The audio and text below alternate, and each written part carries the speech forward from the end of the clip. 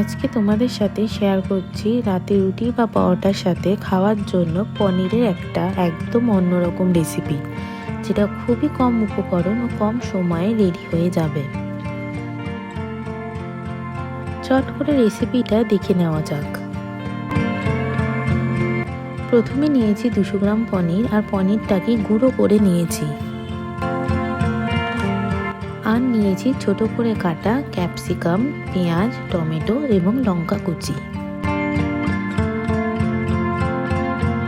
এবার প্যানে সর্ষের তেল গরম করে তার মধ্যে 1 চামচ গোটা জিরে, লবঙ্গ, দারচিনি, গোটা গরম মশলা ফোড়ন দিয়ে দেব।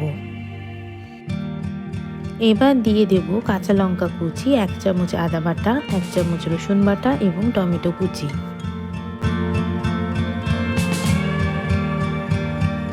এবার একটু নাড়াচাড়া করে দিয়ে দেবো স্বাদ মতো নুন, হলুদ গুঁড়ো, লঙ্কা গুঁড়ো, ধনে গুঁড়ো আর ফাটানো টক দই দিয়ে ভালো করে মিশিয়ে নেব।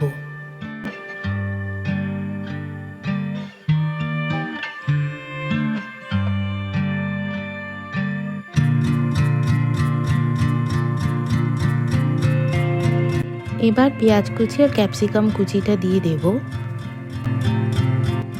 পেঁয়াজ আর ক্যাপসিকামটা নরম হয়ে এলে দিয়ে দেব কাসুরি মেথি, চিনি, যেটা কিনা অপশনাল, নাও দিতে পারো, আর গুঁড়ো করে রাখা পনিরটা।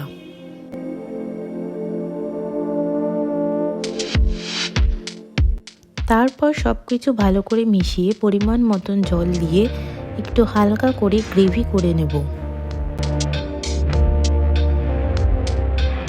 সব শেষে 1 চামচ গরম মশলা গুঁড়ো, বাটার এবং ধনেপাতা কুচি দিয়ে নামিয়ে নেব।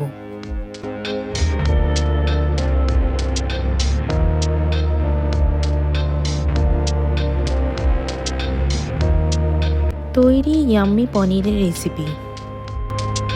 রেসিপিটা কেমন লাগলো অবশ্যই কমেন্ট করে জানাবেন। এইরকম চটজলদি ইয়াম্মি রেসিপির জন্য ফলো করুন আমার পেজ হোল স্পাইসেস।